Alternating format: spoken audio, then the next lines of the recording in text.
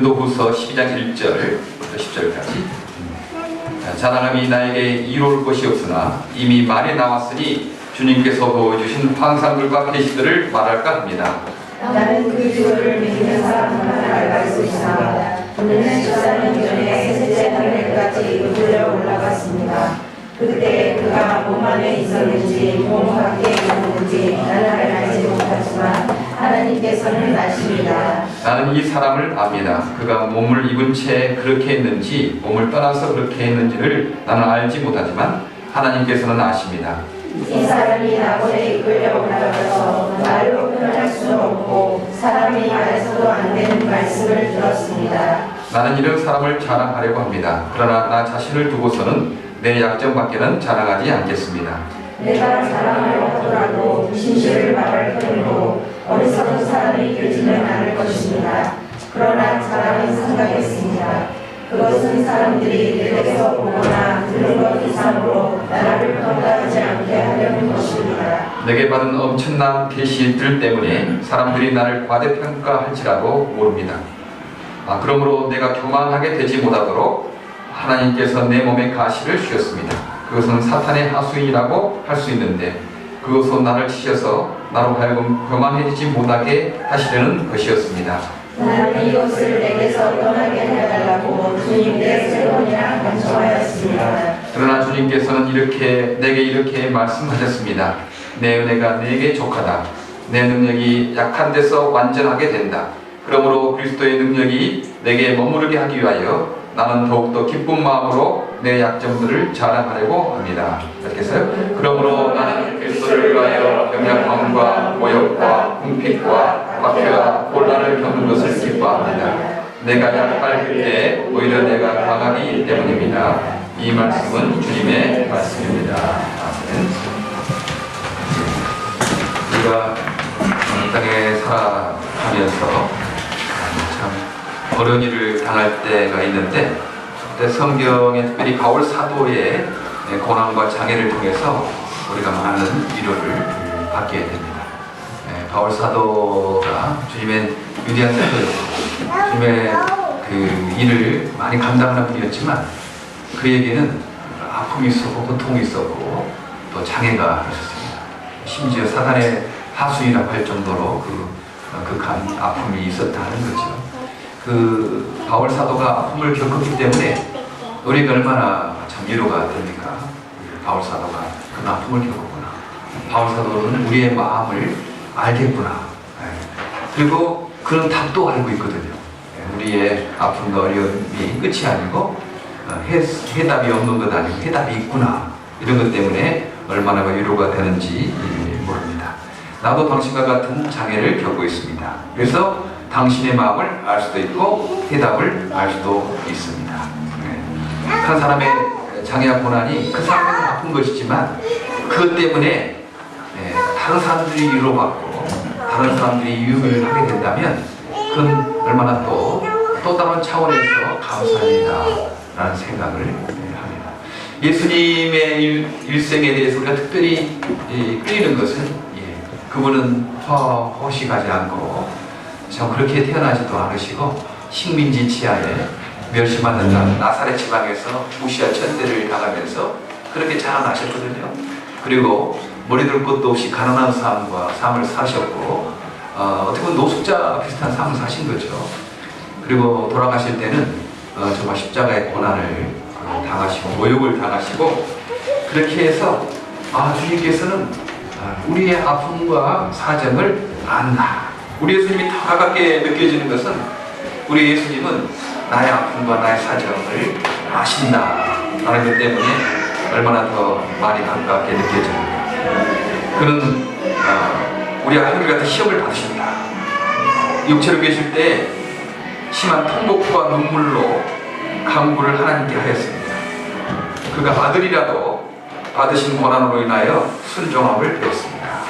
히브리서 5장 7절부터 8절 가장 큰 고난 십자가의 고난을 당하셨습니다. 그 고난에 비하면 우리의 고난은 조금 위로가 되죠. 그 정도까지는 아니잖아요. 예수님의 고난에 비하면 그런 정도까지 아닙니다.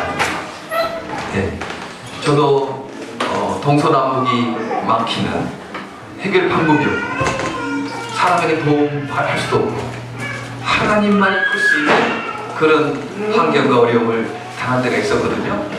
그러니까 여러분이 어려움을 당할 때 절벽 같은 상황을 만나고 캄캄한 상황을 만났어도 제가 좀 이해할 수 있을 것 같아요. 그 심정이 어떤지.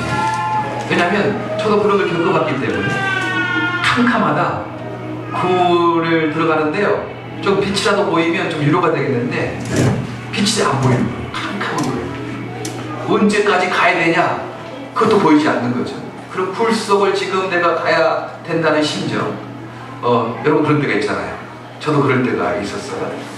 그러나 하나님께서 그 문제를 해결시켜 주시고 그 의미를 깨닫게 하셨고, 어떤 경우는 딱 절벽에 쓴 느낌, 앞으로 가도 떨어지고 뒤로 가도 떨어지고, 그런 철저하게 어떤 사람도 나에게 도움을 줄 수 없다, 이런 상황, 하나님 밖에는 의지할 수밖에 없는 그런 상황. 여러분들 당한 적이 있잖아요. 저도 당한 적이 있어요.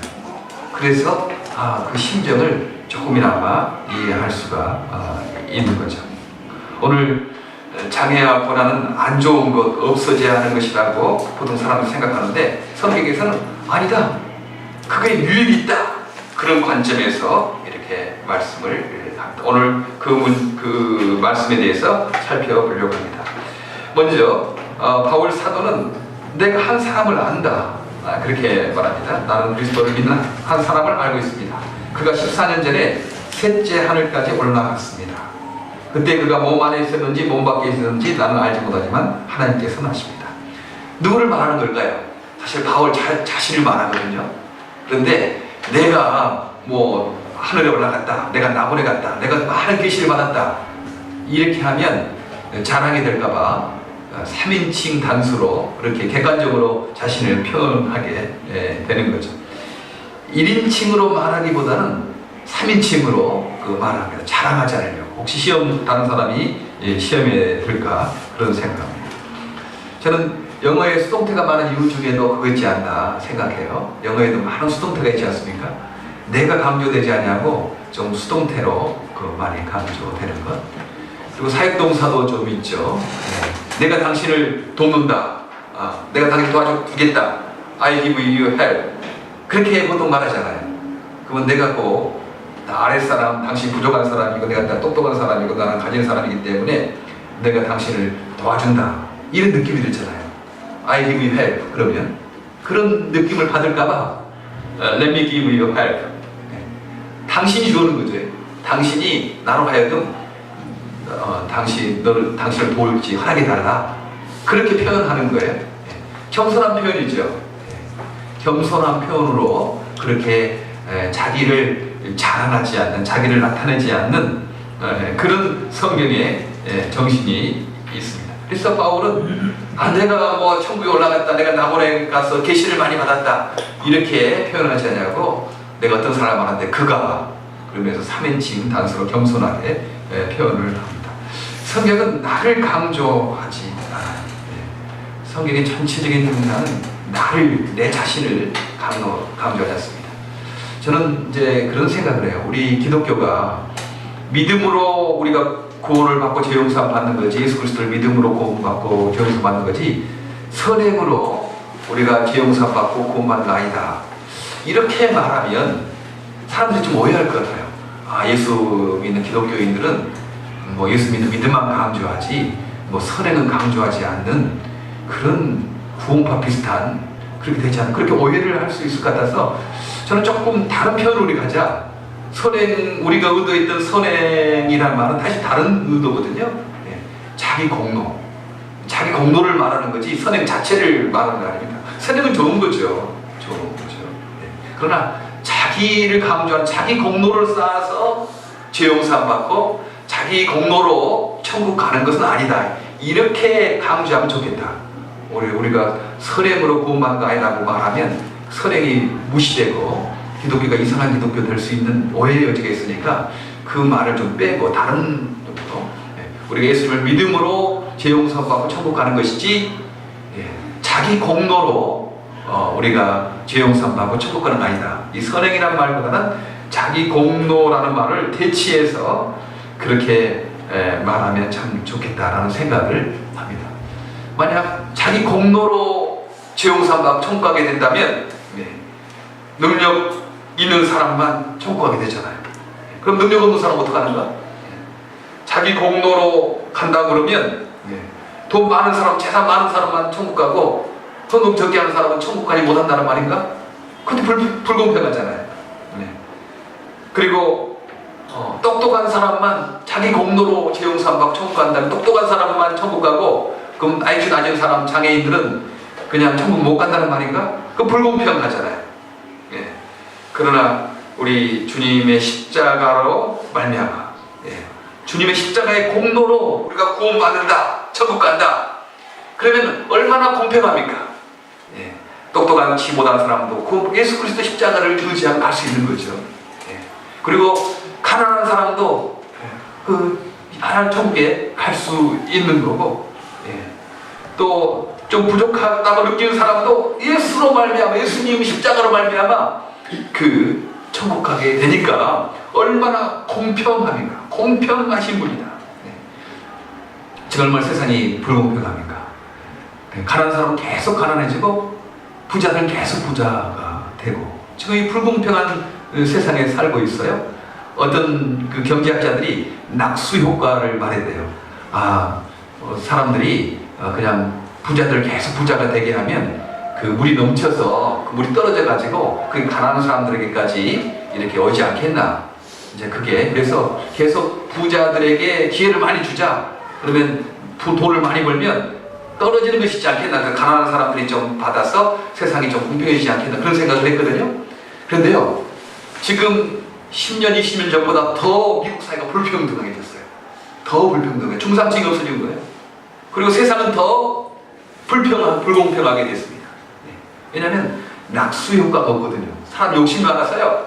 가지면 더 갖고 싶고, 그러니까 자기를 더 채우려고 하지, 넘치기면 그릇을 더 크게 만들어가지고 물이 안 떨어지게 하는 거죠. 그러니까 불공평이 더 심화되고 있는 상황입니다. 하나님은 공평하신 분이거든요.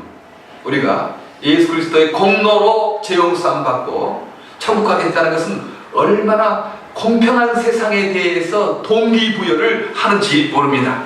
그건 행동, 믿음으로 말미암아 구원받는다는 것은 그냥 아무 행동도 일으키지 않는 그런 연약한 것이 아니고 예수 그리스도의 공로로 우리가 죄용삼하고 천국 간다는 것은 얼마나 이 땅에 공평한 삶을 살게 하기 위해서 불평등을 제거하고 사랑의 삶을 살기 위해서 행동의 동기부여를 하는지 모릅니다. 우리가 그 예수 그리스도를 공로로 간다는 것은 그렇게 행동하게 만들고 이 불공평한 세상을 평등하게 만드는 귀한 동기가 된다 하는 것입니다. 사실 바울이 자기 공로를 자기 공로를 강조하지 않는 이유는 자랑하지 않으려고 하는 거죠. 자랑하지 않으려고. 왜냐하면 사실 사랑은 자랑하지 아니하는데 자랑하면요 상대방이 시험을 많이 받아요. 사랑이 없는 태도예요. 상대방이 힘들어하고 여러 가지 어려움을 겪는데 내가 자랑하면 되겠습니까? 내가 정말 상대방을 사랑한다면? 전에 설교도 저는 그랬어요. 저는요, 전에 좀 어릴 때는 설교를 내가 얼마나 설교를 잘하는가 뭐 이런 내가 그렇게 그것이 뭐 생각이 있었던 것 같아요. 그런데요, 이제 차근차근 제가 철이 들다 보니까 설교는 내 실력 자랑하면서 사는 거이다. 우리 성도들 사랑해 사는 거다. 성도들의 주의 진리를 잘 알아듣게 그렇게 하는 거다. 사랑해서 설교도 하는 거예요. 그럴 때는 자유가 일어나더라고요. 자유가 일어나고 기쁨이 있게 되는 것을 경험했어요. 왜 자랑하지 않느냐? 성경 말씀에 자랑하지 말라고 했기 때문에 아니고 그것보다는 사랑하기 때문에. 내가 주변 사람 사랑해야 되는데 내가 학벌 자랑하면 그 좋은 대학 나오지 못한 사람, 아니 대학도 못 나온 사람 얼마나 상처받겠나? 그러니까 내가 학벌 자랑 안 하는 거예요. 그 사람 상처받을까 봐.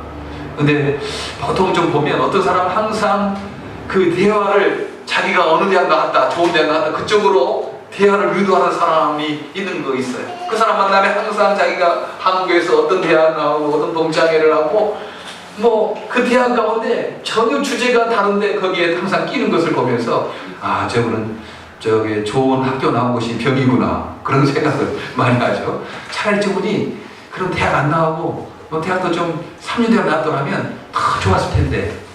근데 사람은 알잖아요. 그 의식 쪽에 내가 이런 대학 나왔다, 내가 이런 학벌이 있다, 그게 자랑으로 되면 대학 안 나온 사람 어떡하란 말인가. 소위 1, 2대학 안 나온 사람은 상처받겠잖아요. 그러니까 자랑하지 않는 거죠. 아들, 딸랑 자식 자랑하면요, 그렇지 않은 사람은 얼마나 갈등이 돼요. 시험을 받아요. 그러니까 사랑하기 때문에 자식 자랑 안 하는 거죠. 사랑해서. 또 돈 자랑하면 돈 없는 사람이 얼마나 상처받겠어요. 그러니까 사랑하기 때문에 내가 좀 가졌어도 돈 자랑 안 하는 거고, 집안 자랑, 뭐 가문 자랑, 가문이 좀 어렵고 힘든 사람들 그 말 들으면 얼마나 마음 아프겠나.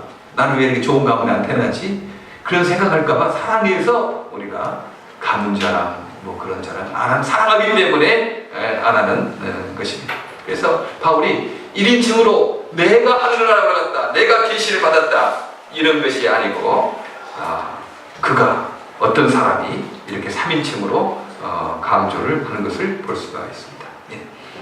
그리고 바울 사도가 이제 셋째 함대에 올라갔다, 그리고 낙원에 갔다라고 말하지 않습니까? 난 14년 전에, 그러니까 아마 성경학자들이 바울 사도가 처음에 다메섹에서 예수님을 부활하신 예수를 만나고 아마 아라비아사 그쪽으로 가가지고 나바티아 남부에서 그때부터 복음을 전했을 것이다, 이제 그렇게 보통 사람들이 말해요.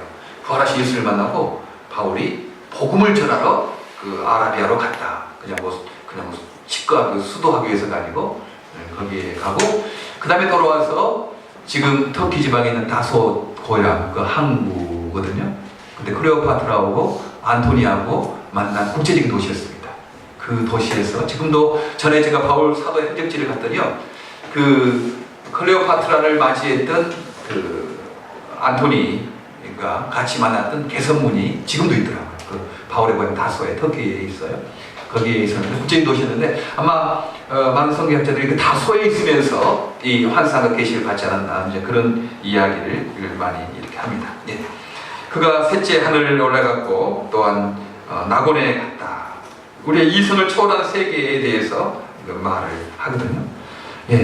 어떤 사람들은요, 성경에 우리가 이성으로 설명할 수 있고 논리적으로 이해할 수 있는 것만 하고 이성에 맞지 않는 것은 다 빼버리자, 뭐 그렇게 주장하는 그 자유주의 신학자도 있었습니다.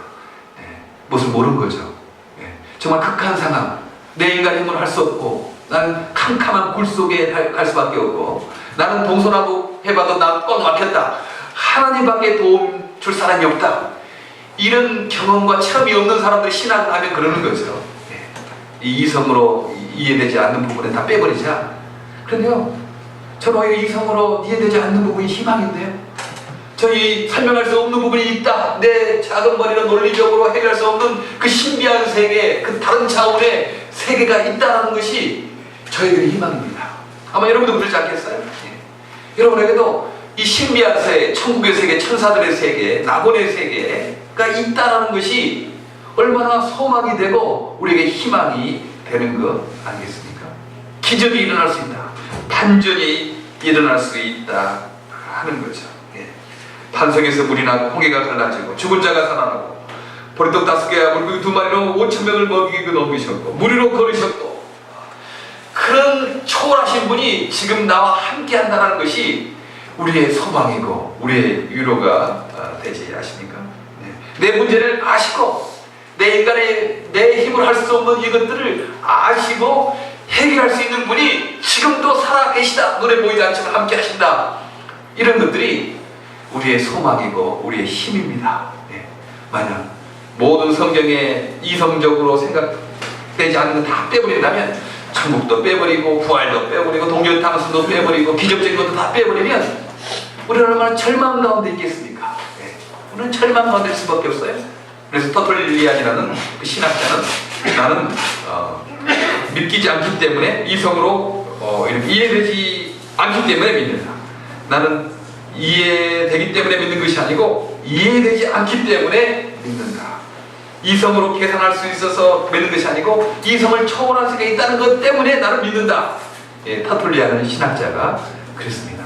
혹시 성경의 이 기적들, 천국의 세계, 천사의 세계, 논리적으로 잘 안 맡겨지는 세계, 그게 잘 안 믿겨지는 사람이 있으면 이 터툴리안의 이 말을 한번 생각해 보시길 바랍니다. 나는 이해되기 때문에 믿는 것이 아니고 이해되지 않기 때문에 믿는다. 사실 그런 고민들이 초창기부터 많이 있었거든요. 이런 신비의 세계, 이성을 초월한 세계에 대해서 그렇게 말씀을 합니다. 예. 그래요. 우리의 문제는요, 우리의 인간의 노력과 인간의 이성으로만 해결되는 문제가 아닙니다. 하나님이 도움이 있으시면 순간적으로 변하게 되고 반전이 일어나는 것을 믿기를 바랍니다. 거기에 우리의 소망이 있습니다. 거기에 위로가 있는 거 아니겠습니까?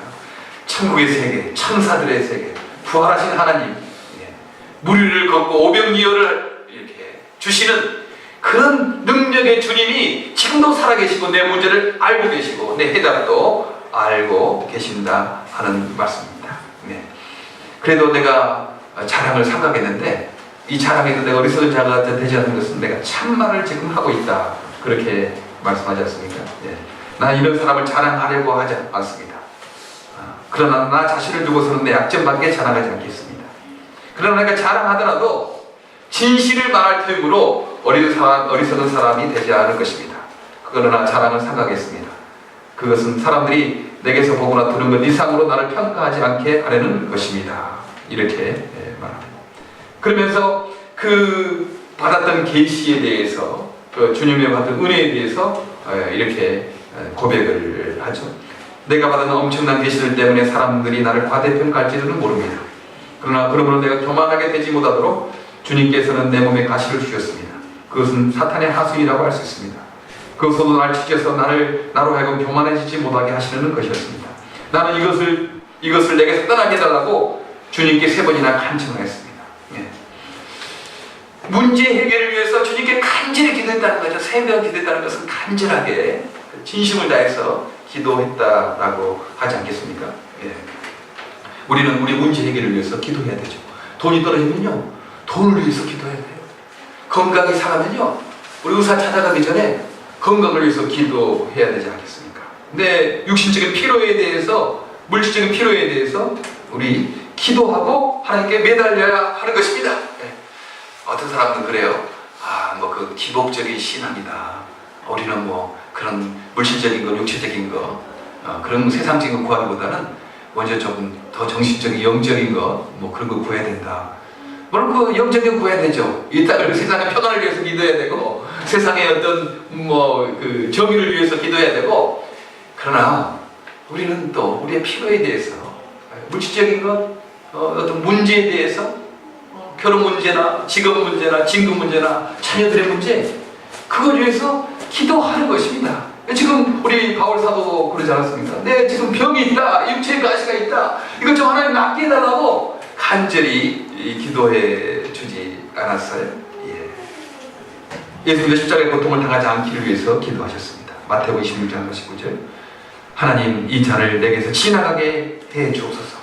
이 육신의 고통을 좀 피하게 해달라고 기도하셨거든요. 그러니까 우리가 너무 고상한 기도만 하지 않길 바랍니다. 우리 기복적인 기도라고 무시하는데요, 사람들이 물질의 어려움 안 당하기 때문에 그 기도하는 거 잘 몰라요. 사람들이 그 아들, 딸 때문에 고통을 당하지 않았기 때문에 그 문제 구하면 그 기복신앙이라고 말하는데 아닙니다. 무술 때문에 어려움을 당해보고, 진급 문제 때문에 어려움을 당해보고, 몸의 아픔 때문에 어려움을 당해본 사람은 그것을 기복이라고 말할 수 없어요. 하나님, 내 문제를 좀 해결해달라고, 이 아픈 문제를, 이 가시를 해결해달라고 기도할 수밖에 없습니다. 그런데 우리가 기도하더라도 항상 모든 기도의 마지막은 내 뜻대로 마옵시고 주님 뜻대로 하옵소서, 이 말이 들어가야 되는 거죠. 우리는요, 어떤 기도하다가 안 되면 막 실망해요. 하나님, 그럴 수가 있겠습니까? 내가 나 잘 먹고 잘 살려고 합니까? 주님을 위해서, 이웃을 위해서 이렇게 구하는데 이렇게 왜 기도가 안 됩니까? 왜 기도가 이렇게 늦어집니까? 그래서 하나님께 기도가 늦어지고 기도가 잘 안 되면 막 서운한 감정, 기도해도 되고 안 해도 되고 기도할 필요도 없고 그렇게 실망도 하고 그러잖아요. 그러나 늦어지고 빨라지고 그것은 애쓰고 노고, 그것은 다 하나님이 나보다 나를 더 잘하는 거 아니겠습니까? 그래서 내 뜻대로 마옵시고 주님 뜻대로 하옵소서, 이 기도를 반드시 해야 됩니다. 예. 주님, 예수님도 그러지 않았어요? 이 잔을 내게서 지나가게 해달라고, 십자가의 고통을 피하게 해달라고, 이 육신의 기도, 기복적인 기도를 하신 거죠. 그러나 내 뜻대로 마옵시고 주님 뜻대로, 하나님 뜻대로 하옵소서, 이 기도를 했던 것입니다. 우리는 우리의 여러 가지 기도를 하더라도 반드시 마지막에 주님 뜻대로 하시고 내 뜻대로 마옵시고, 그래야지 내 기도대로 안 된다고 실망하거나 낙심하거나 하지 않습니다. 하나님이 나를 더 잘하시니까 나에게 더 좋은 거 주시겠지, 더 필요한 거 주시겠지, 더 필요한 데 주시겠지, 이렇게 우리가 낙심하지 않을 수 있다 하는 것입니다. 그랬어요. 이 기도를 들으셨어요. 우리 하나님께서 바울의 기도를 들으시고, 그래, 너 병을 고쳐주마, 이렇게 했던 것이 아니고 다른 쪽으로 해답을 주셨습니다. 오늘 성경에 알듯이 내가 왜 너 그 병을 그렇게 안 고쳐주지 않느냐, 병이 그대로 나던 줄 아느냐, 깨달는 거죠. 내가 너무 자부하지 않아, 스스로 높이는 마음, 교만한 마음, 그거 없도록 내가 그래서 너에게 그 육체의 가시를 준 거다, 병을 준 거다, 그 장애를 준 거다, 그렇게 주님의 응답이 왔습니다. 우리는 그러죠. 하나님, 저는 자부할 것도 없어요. 제가 무슨 병이 없거나 장애가 없어도 내가 자랑할 거나 교만할 거나 내가 자고 스스로 높아질 그런 거 있으니까, 나는 그거 없어도 난 겸손할 수 있을 테니까, 하나님, 내가 이런 장애를, 병을 고쳐달라고 그러잖아요. 그러나 나보다 나를 만드신 분이 나를 더 잘 압니다. 그렇잖아요. 나는 그거 장애나 병이나 어떤 거 없어도 나는 하나님께 내가 겸손하게 살 수 있겠다, 그런 생각하잖아요. 자고하지 않아. 첫 번째 장애를 주신 이유가 자고하지 않게 하는데, 스스로 높아지는 마음, 교만한 마음 갖게 하려고 하는데, 하나님, 나는 그거 없어도 얼마든지 겸손할 수 있다니까요.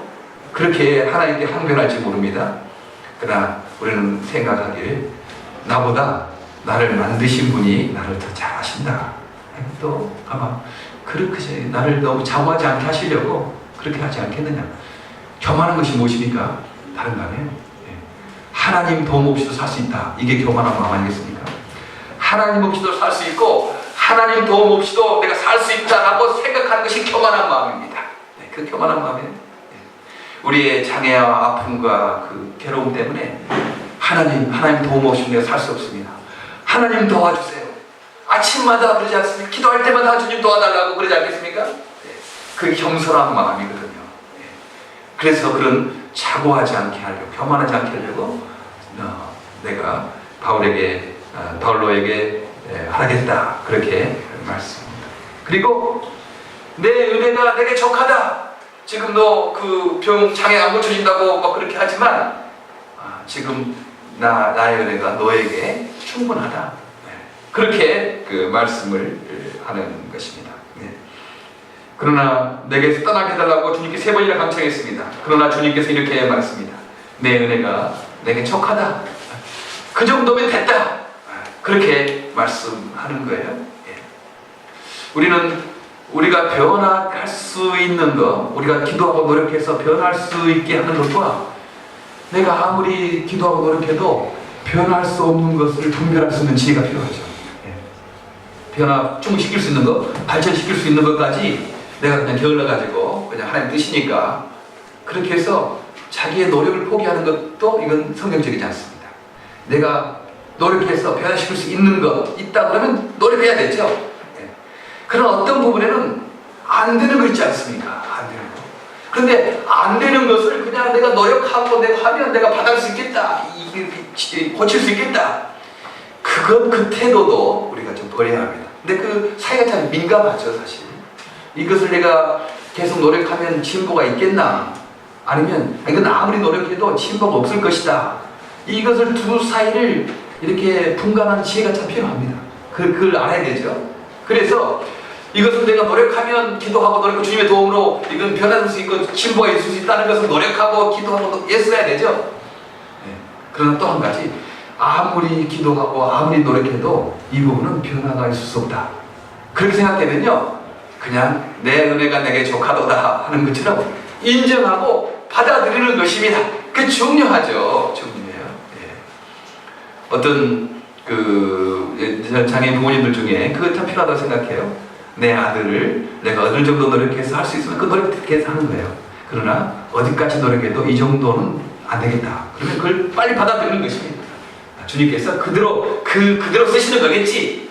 그래서 그 약함에서 그 장애에서 자유하는 것을 볼 수 있어요. 예. 근데 가끔 우리 어떤 교회에서 어떤 목사님들은 괜히 지금 이 아이가 노력하고 해도 도저히 더 이상 진보가 이루어지지 않는데도 막 당신 이거 기도하고 이거 하게 되면 이거 고쳐줄 수 있고 이거 당신 아들 딸이 뭐 이렇게 할 수 있고 막 그렇게 신앙의 힘으로 강조를 하는 겁니다.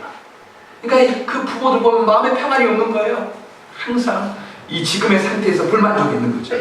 내 아들 딸이 이렇게 고쳐줄 수 있고 이렇게 하는 능력으로 고칠 수 있는데 이게 안 되니까 받아들이지 않는 거예요.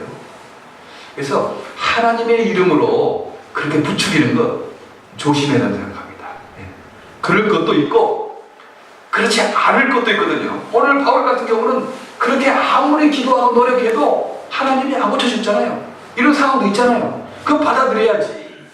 내 아들, 딸 이 정도 되겠다. 그럼 받아들이는 거예요. 받아들이는 거예요. 거기에서 그래서 그 부분에서 자유가 일어나게 되는 거죠. 전날에 여러 가지 실수와 후회들이 있는데 자꾸 옛날에 일어난 거 바꿀 수 없잖아요. 막 그것을 후회하고 하면 되겠어요? 그럼 받아들이는 거지. 내가 잘했든 못했든 그 과거는 과거니까 인정하고 하나님께서 또 다른 부분을 인도하시겠지. 받아들이는 것입니다. 인정하는 것입니다.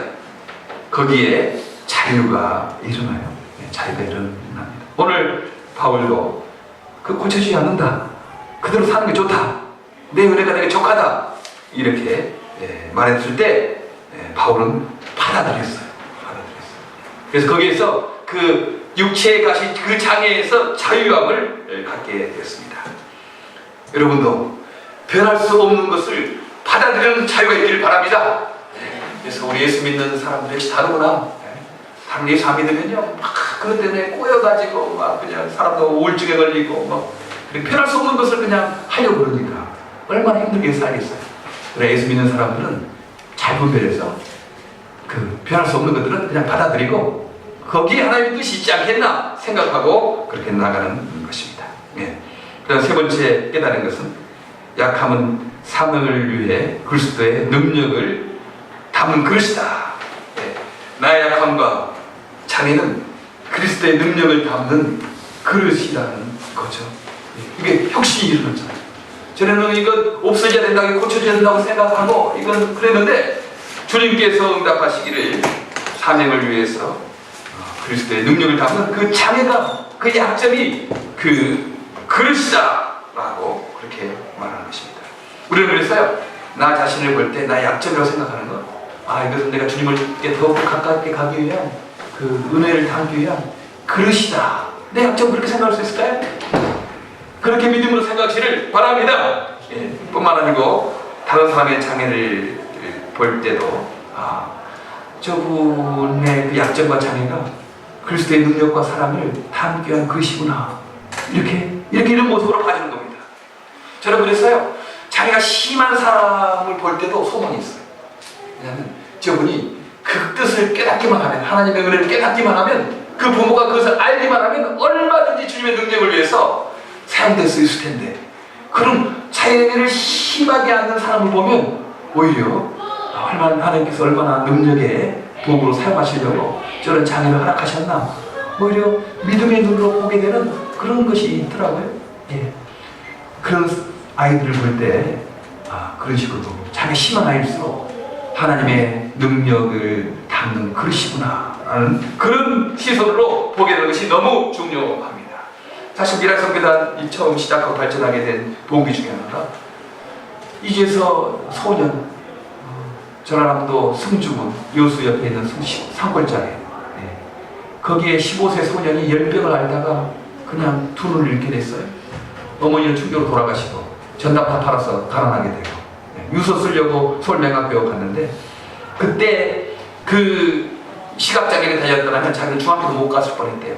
그 동네에서 중학교 간 사람이 별로 없었고 대학교 나온 사람이 별로 없었기 때문에 그 시각장애, 눈이 안 보이는 이 장애 걔는 너무 아프고 애로우죠. 힘들었죠. 지금은 조금 볼 수 있으면 너무 좋겠대요. 단 몇 초만 보면 하더라도 얼마나 좋겠나 그런 소원을 가지고 있더라고요. 그런 안타까움이 있는 거죠. 아픔이 있는 거죠. 그러나 그 아픔이, 그 약함과 그 장애가 주님께 붙들렸을 때 얼마나 많은 일들이 지금 일어나고 있습니까? 얼마나 많은 일들이. 아프고 힘들었지만 그 약함이 주 앞에 붙들렸을 때 능력의 그릇이 되어서 수많은 사람을 위로하는 미랄성교단이 조직이 되고 곳곳에서 일하게 되는 것 아니겠습니까? 저는 여러분의 장애와 아픔도 그렇다고 생각합니다. 그게 주님 뜻을 깨닫고 주님께 붙들기만 시작하면 이재서 박사가 역사했던 하나님이 바로 여러분의 하나님도 아니십니까? 여러분을 통해서 얼마든지 그런 수많은 위로와 주의 역사를 이루실 것을 믿습니다. 나의 약함과 나의 장애를 인정하고 받아들입시다. 그리고 우리의 그 약함과 장애가 사명을 위해 그리스도 능력을 담는 그릇임을 믿음으로 받아들이는 저와 여러분 되기를 간절히 바랍니다. 기도하겠습니다. 하나님 참 감사합니다. 주님께서 우리에게 약함과 장애와 변화시킬 수 없는 부분들을 허락하셨습니다. 그것을 받아들이고 또 그걸 인정하고 주 앞에 나가기를 결심합니다. 모든 말씀 예수님 이름으로